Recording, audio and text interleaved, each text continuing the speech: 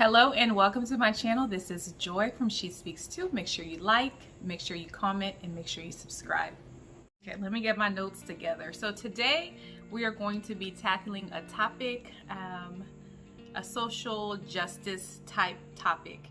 So usually, I try to keep my vlogs and my videos very lighthearted. I try to expose you to the positive aspects of Liberia, and then sometimes I bring you not so positive issues because I'm going to keep it real. But for the most part, I try to keep it positive. But today we're going to be talking about some serious topics that have been on my mind for a while, and so I'm just going to share my experience. I gotta say that I have to share my experience. Now your mom, now your pa, now your auntie, now your cousin. Nobody experienced my experience as it relates to racism, classism, and foreign privilege in Liberia. I think I said social justice, but I probably should just say social issues. Maybe I'll think of a better word as we go through this video. So the first topic we're going to talk about, first of all, let me just give you the rules of the topics. So we're going to talk about racism. We're going to talk about classism, and then we're going to talk about foreign privilege. Racism, I'm not going to give the like the Webster dictionary definition. My definition is racism is treating someone differently based on their color, ethnicity, country of origin, etc. Treating someone differently, treating someone unfavorably because of those issues. Classism is, to me, treating someone lesser than because of the family they came from, the tribe they come from, their socioeconomic status, etc. And so the next one is foreign privilege.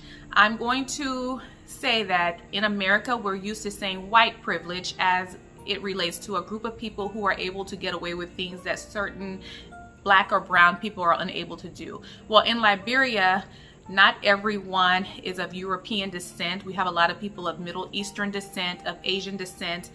So I can't say white privilege. So those people fall under the umbrella of foreign privilege. So those are just the rules of the topic that I'm going to be talking about today, just so you get an understanding of where I'm coming from. So you would be interested to know that I have experienced racism in Liberia. Liberia is a Black nation. People existed in Liberia before the freed slaves came, but it was founded on the backs of freed slaves. So it's a nation that should be a safe harbor for people of Negro descent. So I'm going to talk about my experience. And what I don't like is when people, I'm a nurse, and in Oklahoma, when I first graduated from nursing school, a lot of times I would be the only Black nurse in units, and I would experience racism. I would experience things, and I would try to tell my white peer nurses, which big mistake. If they don't experience racism, they can't relate, and they would say stuff like, "Joy, do you really think it happened that way?" Or "Do you think they really meant it that way?" And I think that's the worst thing you could tell someone when they're trying to tell you their experience. So this is my experience. I felt like it was racist. And I'm going to tell you that, and some may agree, some may disagree, and that is okay. I love to see both comments as long as they're respectful. I try not to respond to ignorant or rude comments, but I do like healthy debates, healthy discussions. So I look forward to opinions in the comment section. So let me tell you my experience. So my husband had some cousins come to visit him from abroad. This was like in 2020.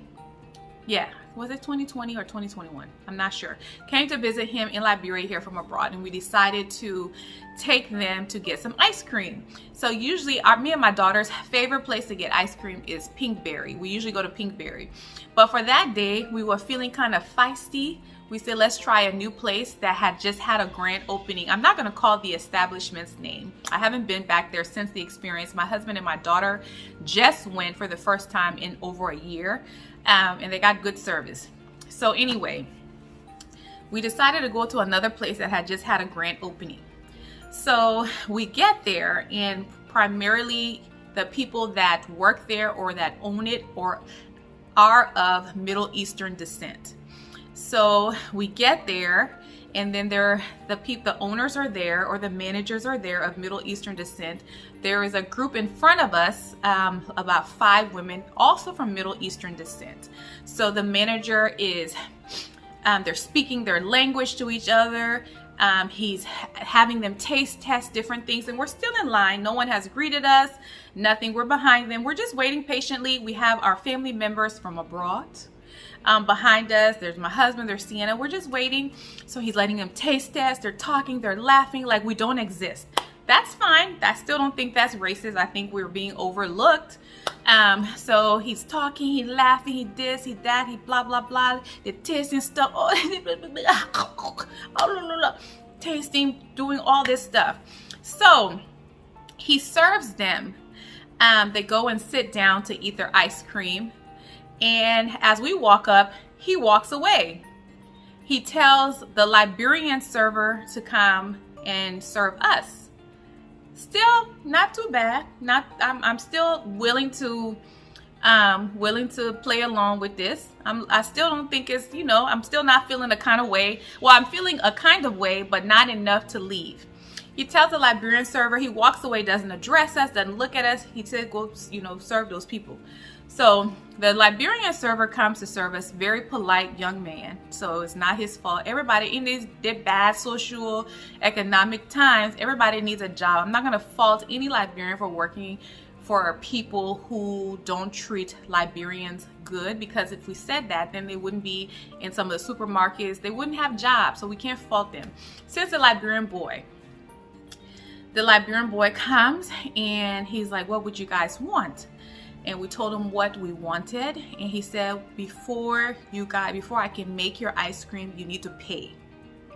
So I said, we just witnessed a whole group of people getting to sit down. You're going to take their bill to them later. Why do I need to pay first? He says that's what the manager instructed him to do. After we had waited about 20 minutes behind this large group of people where they exchanged pleasantries, they were given the star treatment, the royal carpet was rolled out to them. You don't even acknowledge us as a business owner. You send the Liberian boy to serve us, and you tell him and you instruct him to make us pay first before the boy can even start fixing our food, our ice cream, the toppings and stuff. We need to pay on the spot. So it wasn't just me, it was my husband, it was his 2 cousins from abroad. They looked at each other and said, we don't have to stay here for this. We were giving this place a chance. Number one, I was giving it a chance because I usually go to Pinkberry. We don't have to stay there. So I wasn't the only one that felt the overt. It wasn't even covert. Covert is when something is kind of like where you're like, did that really happen? This was overt racism right here in Liberia. So we left and we went to Pinkberry. And Pinkberry is one of my favorite places. Unfortunately, guess what? We came back, Pinkberry is closed. And the thing is, when you don't want to believe something, I have called Pinkberry, that number, so many times to talk to different people to act like I don't know it's closed, just to see if one day I will wake up from this nightmare and it will tell me, say, Pinkberry is open. And I go, hello, I'm trying to get some ice cream. Mom, we closed. You closed for how long? Mom, the store is closed. Okay, bye. 2 days later, hello, is this Pinkberry? Are you guys open? We're not open, we closed.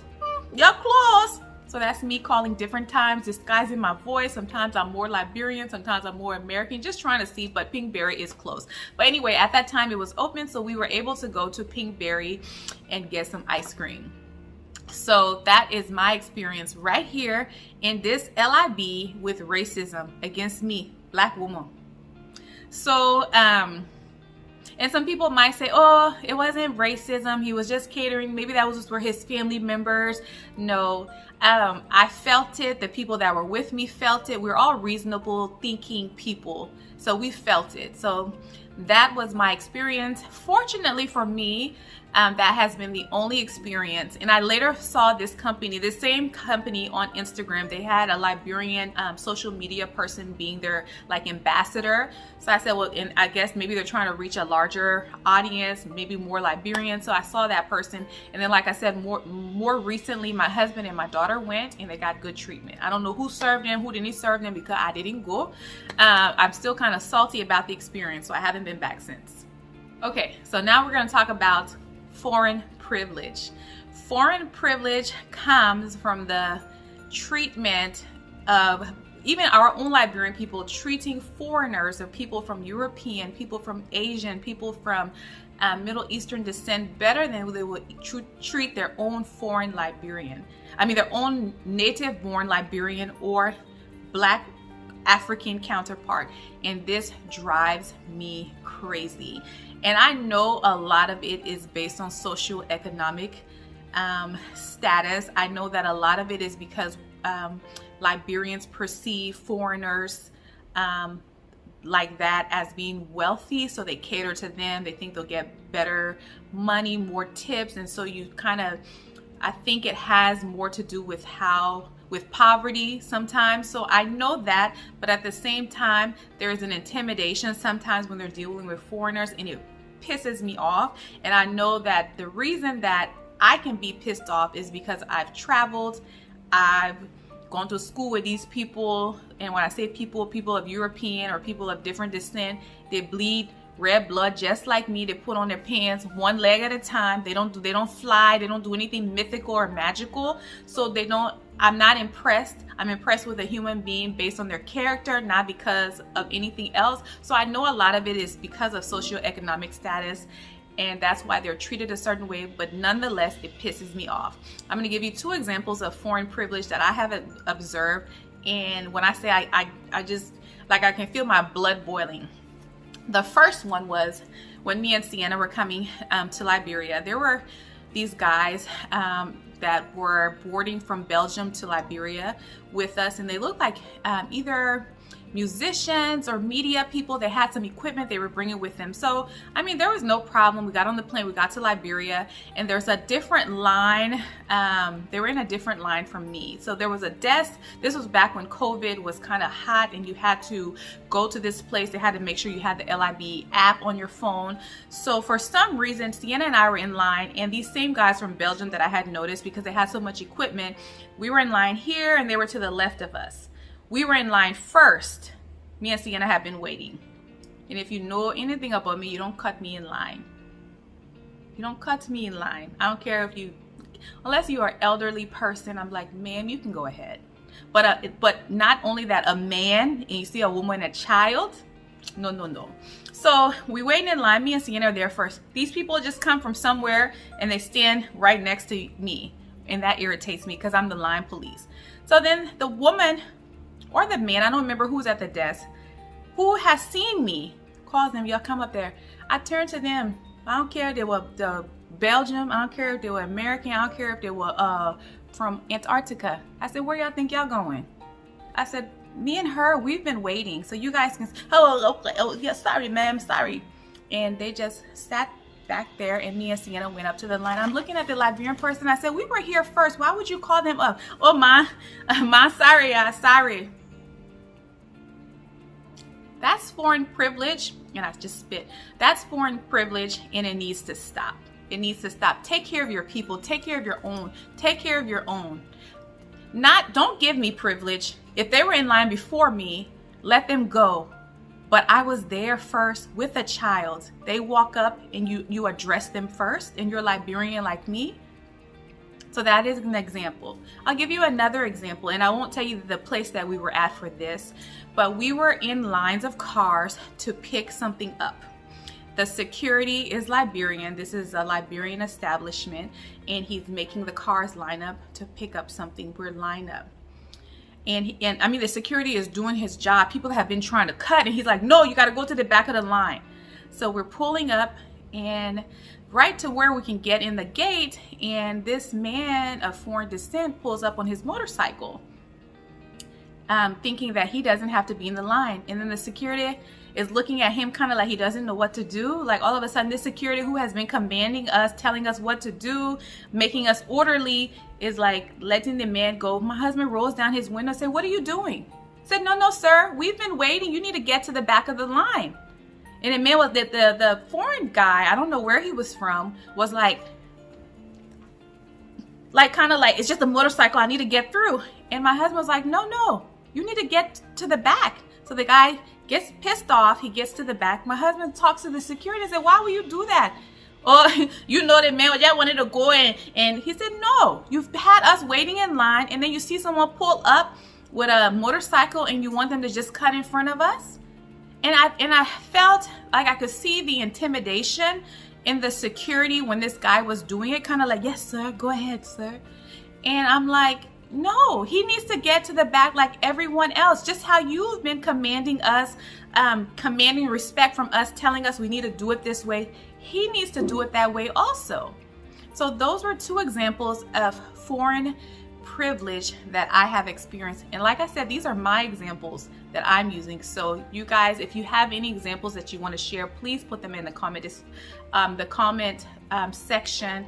And if you have a opinion about this, also put it in the comment section, because I would love for us to have a healthy discussion about this topic, because these issues drive me crazy. I didn't think that Liberia would be a utopia as far as race relations, because these issues exist in any nation, but it's nevertheless, like I said, it still kind of upsets me when it happens.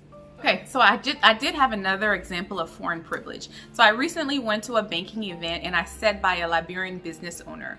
He said, and I won't give his business name and I won't give the banking name, but he said that he recently had some machinery go out, blow up or something, where he needed to get money very quickly. He said he spoke to the bank, the African bank, or Liberian bank here, and he spoke to them and they said that, you know, come on down, send your person, we'll do the loan. He said when his person came down, the bank decided to refuse to give him the loan. At this event that we were both at, he was explaining this situation to me, and he said that I'm just here, but they don't help me, and I don't think that they're for us Liberian businesses. And I did look around and I did see some foreign, a pretty good amount of foreign people at this banking event. And I said, then why are you here? He said, I'm here because they invited me. He said, but I'm going to close my accounts with them. And I said, well, before you do that, I think that you should speak to them and give them a chance and see why. And I do know that there are two sides to every story. In order to qualify for a loan, you do have to meet certain criteria. So I'm not a banker. I'm not in the bank. I don't know what his situation was. Obviously, for some reason, he didn't qualify. So the bank probably had more information than I did. But I'm just saying, in his opinion, he looked at it as foreign privilege. He looked at it as being a Liberian business. He was not trusted enough to give a loan, although he has, according to him, massive amounts of money in that bank. And I won't discount his experience, but also I don't know the banking side of it, why he wasn't given this loan. But I can share that he expressed to me that he believed that the bank was not for him. They were more there to cater to foreign businesses and to foreigners. So that's just another example of foreign privilege. Okay, so the last thing we're going to talk about is classism in Liberia. In any country, based on someone's socioeconomic status, they can be looked down upon or looked up to. So that is nothing new to Liberia, but in Liberia, there are so many different layers to classism, because you can throw tribalism into that, and that causes a whole big mess. It turns classism into a whole big monster. And so I'm going to try to keep it simplistic as I can, because I have a lot of thoughts about it, but then you also have to be careful not to offend. So classism in Liberia, there's this notion that based on who you are, who your family is, what your tribe is, that you are somehow better than another person. And I know that comes from years of a certain group of people being empowered, treating other people lesser. That word country native is such a hot topic, hot button issue. You know, you got to be careful. And so that is classism. And I do experience classism in Liberia, but I experience it, and I can't lie, I experience it to work in my favor. When I go to the grocery store, I'm perceived a certain way. When I go to the grocery store, the people that work there, mostly I go to the one by my house and I go to Stop and Shop. especially the one by my house. The attendants there tend to want to push my cart. They want to follow me around. They want me to just point to the object that I want, and they bring it. If I'm getting fruits and vegetables, if I'm reaching to get some pepper or this, no, ma, let me do it. They put a pepper there to do everything, and then they start following you around. And sometimes, so this used to get on my nerves, because in America, let's be honest, y'all who come here to floss in Liberia, nobody's doing that for you in America. Nobody's getting your groceries. Nobody's even pushing your cart to the car. If they used to do that years ago to help, elderly people, but they're not doing that. We do this for ourselves. So when I first got here, it was like I felt crowded. Like I felt like they were crowding my space. I couldn't. And in America, when you shopping, sometimes you let them just take your time. And so I felt like when someone is with me, I felt like I had to shop quicker. But now I understand they do it for tips. So they do it for tips. They do it so you can get in a little something like $1.50, which is $1, $300, which is $2. They do it for tips. So now that I know that they do it for tips, I allow them to do that because I'm helping them by giving them a tip. But how this is classism is that I noticed that there will be another woman walking in my age, or even with a child. They just overlook her. They walk right by her. They don't speak to her. They don't help her. She's getting her own pig food. She's getting her own this. She's getting her own that. And no one acknowledges her, because the attendants in the store they've become experts in gauging someone's ability to tip and pay someone who looks foreign. They've become experts, and they know that the woman ain't got nothing to give me, so I'm going to zero in on that woman. So in that instance, classism does work in my favor. It can be annoying at times, because then when they're bagging your groceries, 5 people bag your groceries, they want to take it to the car, and it's like 4 bags, and you got to tip every single one of them. Sometimes and I let them do it sometimes, because it's just $1 tipping somebody, not that big of a deal. But sometimes it is irritating. I'm like, I got it. I got all 4 bags. Let me go. The only thing I can't do is get my water. So that is an example of classism. The part of classism that I don't like is treating someone in a derogatory manner because of nothing they've shown in their character, of nothing they've done to show that they should be treated, that they're not a liar, they're not a thief, but simply based on how they look, what they do for a living. They're a market woman, they're a street seller, based on things that they have no control over. I have control over my character, I have control over my integrity, I have control over certain things, and I want to be judged by those things.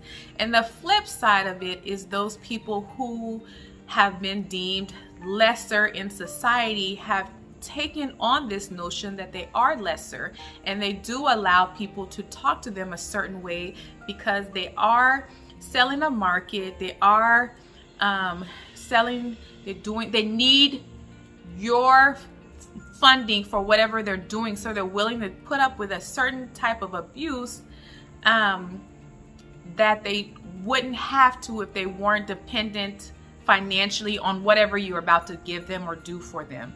So I don't like that. Like I said, judge me for my character and judge others from their character, but not because of the condition of which most people are born in. Because if you're born in a certain condition and you can't change it, there's nothing you can do. How can you judge someone on that? So that is the part of classism that I don't like. I don't, and let me see this. How can I say this? Let me think about how I'm going to say this. Okay, this is how I'm going to say this. Because of that, there are people who are now almost like ashamed to say their tribe, or say that they can even speak their dialect, or have grown up not wanting to speak it because it's deemed like country, or is this or that. And so that is upsetting, because that is your heritage. So I'm half Grubble. I'm proud of that. I'm so proud of that. I can say na we na fede na fedunte. I can cause I say a meow wear me a wide nose. I can say, you know, I'm proud of that. I wish I could speak more, but I'm proud of that. But there are times where people were changing their names to sound more European. In Liberia, taking somebody else's name, and when you take somebody else's name, you change your whole family lineage name because you've changed your name because you wanted to sound a certain way, and it's a shame. And they did it because they had to, like that, you know, they had to, kind of like in America. Let me put it this way, like LaQuita or LaQuisha, and then you have Sarah James. They have jobs, they have studies that have shown that they will look at those two resumes, LaQuisha and Sarah, and they'll take Sarah because LaQuisha sounds too ethnic. Same thing in Liberia, same thing that people were going through. They had to change their names to sound more European, more polished in order for certain jobs. So then you create a group of people who are almost ashamed of their heritage. And I don't like that. I think that your tribe, there's so many things. Like I was reading about the Crew tribe the other day, how they were great fishermen, how they joined with the Gribble to fight. They had a successful revolt against settlers coming and things like that. I said, well, dang. And they said some of the Crew people, some of them would rather die than to be taken into slavery, like actually killing themselves. I shouldn't say that word. YouTube, please don't demonetize this video. Actually doing things to not exist in order to not be taken into slavery. They were fierce fighters. So you read about those things and it's like, how can you not be proud of your heritage? So all of us have things about our heritage that we can be proud of in it. But I would just want people to be prideful. I would want us to do away with that system of not being, tribes shouldn't be used as a distinction to say, I'm not going to get our man job, he from so and so, or the country did this and this. It shouldn't be used for that distinction, but it should be used for you to teach your children so they can be proud of where they came from, be proud of we gola, we this, we that, and this is our tradition, this is what we do, you know, we loma, we cook this is our native food. I love it. So I think it should be used for that. But then you have people, like I had a girl that worked here when I first moved here. She was working as the maid, and she was Gribble. When I found out she was Gribble, I got so excited. I was like, can you speak it? And it's like she barely wanted to acknowledge. She's like, no, I don't speak it. I don't speak it. I said, oh, you never learned it? Nope, I've never learned it. And I said, well, what do you have? Because she gave me a very European name. I said, do you have another name? She said, yeah. And I said, okay, what is it? She finally told me. I looked her up on Facebook because she worked for me. So anybody that worked for me, let me tell you, I look you up on Facebook. Anyway, I looked her up on Facebook. She goes by her full Gribble name on Facebook. And people refer to her in her full Gribble name. But when she came to work for me, she gave me this European name. And I don't like that. So anyway, that is classism. So I would just like to end that classism is in any country. It's not what's the word I want to use? It's not just in Liberia, but there was another intelligent word I wanted to use. It's not specific to Liberia. It's in any country, but I would like to do away with it where you assume that because I look shiny and new, which I look shiny and new, that you assume that I'm better than you, and you haven't even examined my character, you haven't examined my heart, but because of my family, where I come from, I look shiny and new, you think I'm better than you. And that is absolutely not true. I could be the biggest rogue, the biggest liar, the biggest man thief in the world, and you're assuming this because I look shiny and new. I look shiny and new. I mean, I admit it, I look shiny and new. And I just want to end with this. Oprah, one of the richest American women, because I found out they got some women 10 times richer than Oprah. They got some billionaires in Nigeria, oil tycoons. So anyway, one of the richest women in America went to a store in Zurich. She saw a purse. She had on like flip-flops and a skirt, and you know, she was dressed down. They don't have the Oprah show where she was. She went to a store. She saw a purse. The purse was $38,000. She asked the girl to please give her the purse. The girl said that purse is too expensive, but I can show you another one. She said, no, I would like to see that purse. The girl did not show her that purse. She ended up showing her another purse, and Oprah left. So Oprah spoke about it later. The Zurich tourism board apologized to Oprah for her experience. The store, of course, said that the girl's native language was Italian. English is not her first language, so she was confused. But that was a double whammy. That is an example of racism. She was a black woman, and also classism. And the reason I say classism, because she assumed that she couldn't afford it also. However, had Oprah come in that store as black, the same black Oprah, and this woman knew who Oprah was, the racism part would still be there. There's an element of looking down, but the classism part would go away, because now this is Oprah and she would have sold her that purse. So even someone like Oprah, so I'm trying to say that racism and classism isn't just specific to Liberia. It can happen anywhere, but it does have a different level in Liberia because we throw in the extra element, and Liberia is small. So are you a this name, or are you a that name? Or then you throw in tribalism. Then you throw in social economic status. So it just becomes a whole bigger thing. But like I said, I want to end this on judge people from their character, judge people from their heart, judge people from their actions. Don't judge people from things that they cannot control. I cannot control what family I'm born in. I cannot control the status in life that I'm in right now for the most part.